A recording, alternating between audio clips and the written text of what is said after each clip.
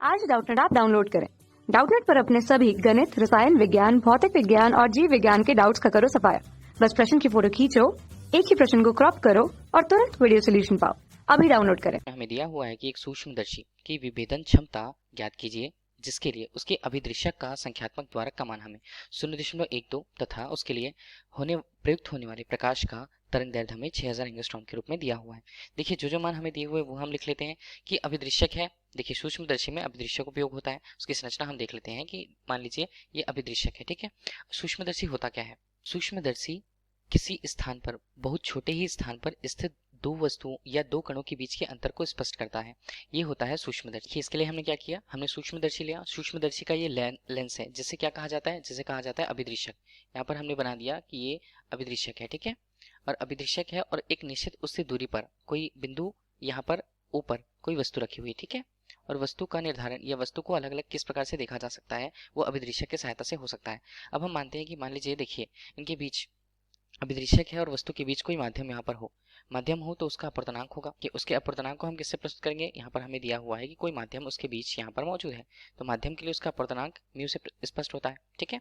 अब वो वस्तु है वहां पर, तो किस किस प्रकार से यहाँ पर लगेगा।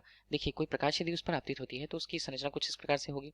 दोनों स्थानों से हम उसके केवल किनारे की स्थितियों पर प्रकाश की तरंग को यहाँ या प्रकाश की रेखा को या किरण को हम यहाँ पर मानते हैं, और वो कहाँ पर केंद्रित होती है, अभिदृश्यक के द्वारा किसी एक बिंदु मतलब वस्तु पर केंद्रित होती है। जो प्रकाश यहाँ पर आपतित होता है उसका तरंग दैर्ध्य हमें दिया हुआ है, तो प्रकाश यहाँ पर है, ठीक है। प्रकाश हमने ले लिया और उसके तरंग दैर्ध्य का मान दिया हुआ है, तो तरंग दैर्ध्य लैम्डा के रूप में प्रस्तुत होता है, जिसका मान कितना 6000 एंगस्ट्रॉम यहाँ पर दिया हुआ है। अब लैम्डा का मान हम देखते हैं तो ये होगा 6000 गुणा 10⁻10 मीटर के रूप में, ठीक है। ये हमें मिल गया। अब इस आधार पर बोला जाता है अभिदृश्यक का संख्यात्मक द्वारक। इसे हमें समझना होगा तो क्या होगा। देखिए वस्तु है, वस्तु से अभिलंब हमने एक रेखा यहाँ पर ले ली जो अभिदृश्यक के बीचों बीच उससे वहां पर काटती है, ठीक है। तो हमने ले लिया, और ये जो हमें दिख रहा है स्थान, ये थीटा और ये स्थान होता है थीटा, ठीक है। यही जो न्यूनतम दूरी होती है, ये इनके बीच की न्यूनतम दूरी, यही इसी का निर्धारण कर पाता है सूक्ष्मदर्शी। और उसी निर्धारण जो क्षमता होती है उसे क्या कहा जाता है, सूक्ष्मदर्शी के लिए उसकी विभेदन क्षमता।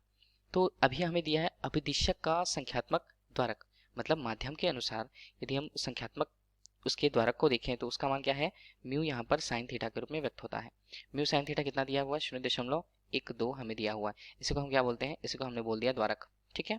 तो हमें क्या निकालना है, हमें निकालना है सूक्ष्मदर्शी की विभेदन क्षमता। ये क्या होता है, इसका मान होता है 2 म्यू साइन यहाँ पर थीटा अनुपात नीचे कितना मान, विभेदन क्षमता के रूप में लैम्डा। लैम्डा क्या है, उस प्रकाश का जो प्रकाश उस पर आपतित होती है, मतलब अभिदृश्यक या सूक्ष्मदर्शी पर जो प्रकाश आपतित होती है।